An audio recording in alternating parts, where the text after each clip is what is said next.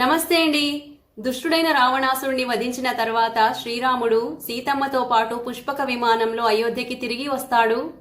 దానికి ముందు భరతుణ్ణి ఎలా కలుస్తాడో అన్నది ఈ వీడియోలో చూద్దాం.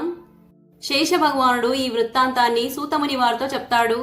హేమునే, తిరిగి వస్తున్న సమయంలో నంది గ్రామం మీద దృష్టి పడుతూనే శ్రీ రఘునాథుడి చిత్తం భరతుణ్ణి చూసేందుకు ఉత్కంఠంతో విచలితమవుతుంది.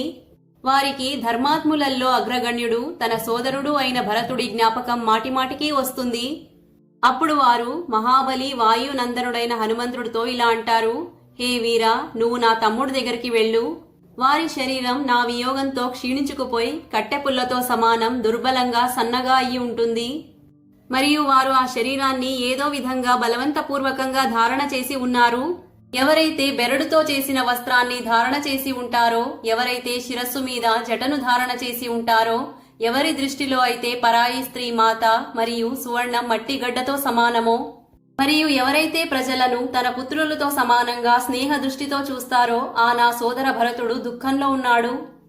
ధర్మజ్ఞుడైన భరతుడి శరీరం నా వియోగంతో ఉత్పన్నమైన దుఃఖమని అగ్నిజ్వాలలో దహించుకుపోతూ ఉంది. అందుకనే నువ్వు ఈ సమయంలో వెంటనే భరతుడి దగ్గరికి వెళ్లి నా రాక ఒక సందేశరూపీ జలవర్షాన్ని కురిపించి అతన్ని శాంతపరచు.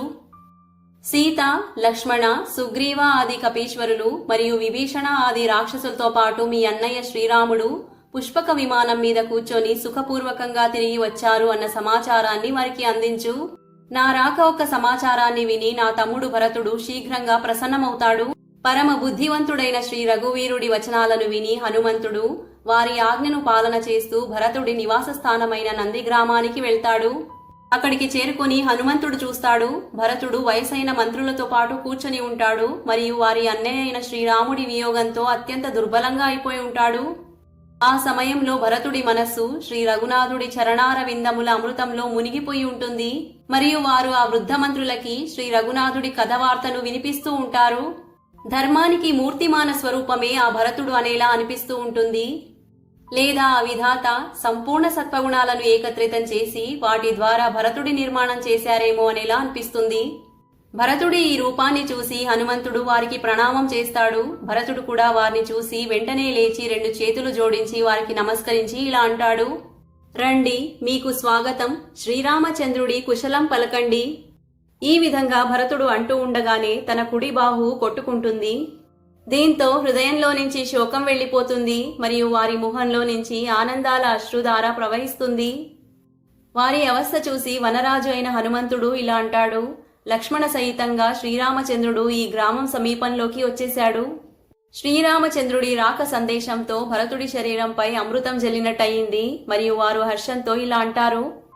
శ్రీరామచంద్రుడి రాక సందేశాన్ని తెచ్చిన ఓ హనుమంతుడా, నీ ప్రియమైన సమాచారానికి బదులుగా నీకిచ్చేందుకు నా దగ్గర ఎటువంటి వస్తువు లేదు. మీ ఉపకార కారణంగా నేను జీవితాంతం మీ దాసుణ్ణై ఉండిపోతాను అని భరతుడంటాడు. వశిష్ఠ మహర్షి మరియు ఇతర వృద్ధ మంత్రులు కూడా ఈ సమాచారాన్ని విని అత్యంత హర్షోభరితమై అర్ఘ్యం చేతిలో పట్టుకొని హనుమంతుడు చూపించిన మార్గంలో నుంచి శ్రీరామచంద్రుడి దగ్గరికి వెళ్తారు. భరతుడి దృష్టి దూరం నుంచి వస్తున్న పరమ మనోహరమైన శ్రీరామచంద్రుడి మీద పడుతుంది.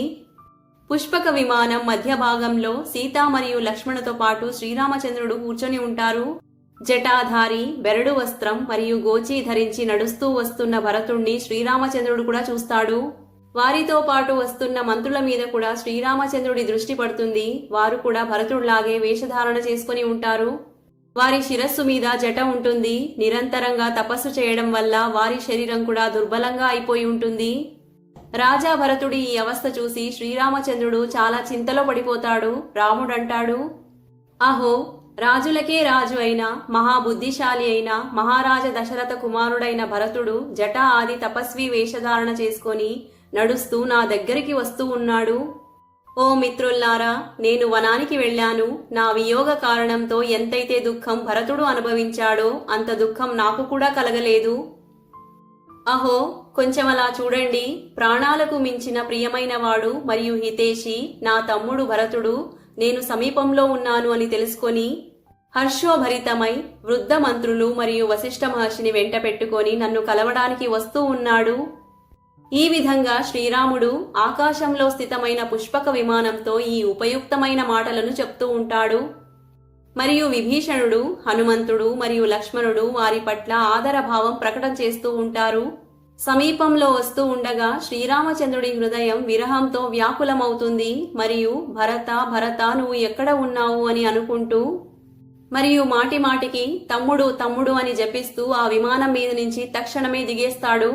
సహాయకులతో పాటు శ్రీరామచంద్రుడు భూమి మీద దిగడం చూసి భరతుడు ఆనంద బాష్పాలతో వారి ఎదురుగుండా సాష్టాంగ నమస్కారం చేస్తూ ధర మీద పడిపోతాడు. భరతుడు ఒక దండంలాగా పృథ్వీ మీద పడి ఉన్నది చూసి శ్రీరామచంద్రుడు హర్షపూర్ణ దృష్టితో తన 2 చేతులతో భరతుణ్ణి ఎత్తి హృదయానికి ఆలింగనం చేసుకుంటాడు. మొదట్లో అయితే భరతుడు ఎంత లేపినా లేవడు. శ్రీరామచంద్రుడి చరణాలను పట్టుకొని దుఃఖించి ఏడుస్తూ ఉంటాడు.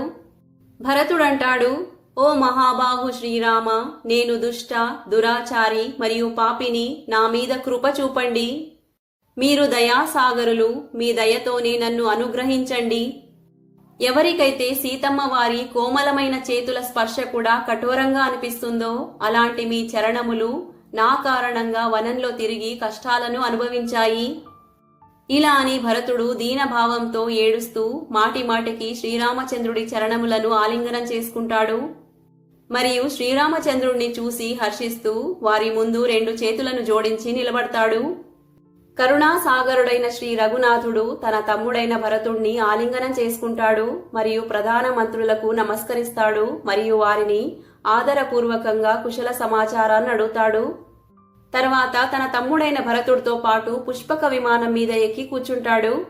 అక్కడ భరతుడు తన భ్రాత పత్ని పతివ్రత సీతమ్మను చూస్తాడు. ఆమె అత్రిపత్ని అనసూయ మరియు అగస్త్య పత్ని లోపముద్రలాగా కనిపిస్తూ ఉంటుంది. పతివ్రత జనకపుత్రి దర్శనం చేసుకుని భరతుడు ఆమెకు సమ్మానపూర్వకంగా నమస్కరిస్తాడు మరియు ఇలా అంటాడు, అమ్మా, నేను మహామూర్ఖుణ్ణి.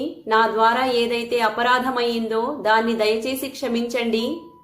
ఎందుకంటే మీలాంటి పతివ్రతలే అందరికీ మంచి చేసేవారై ఉంటారు.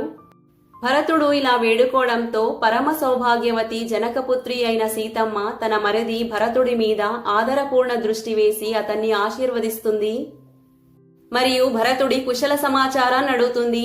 శ్రేష్టమైన విమానం మీద ఆరుడమై అందరూ ఆకాశంలోకి వస్తారు. మరుక్షణమే తన తండ్రి రాజధాని అయోధ్య సమీపంలో వచ్చేసింది అని శ్రీరామచంద్రుడు గమనిస్తాడు. శ్రీరామచంద్రుడు 14 సంవత్సరాల వనవాసం తర్వాత తిరిగి మళ్లీ అయోధ్యకు చేరుకున్న రోజే దీపావళి. దీపావళి సందర్భంగా అందరికీ శ్రీరామచంద్రుడి ఆశీస్సులు కలగాలని కోరుతూ శ్రీమాత్రే నమః.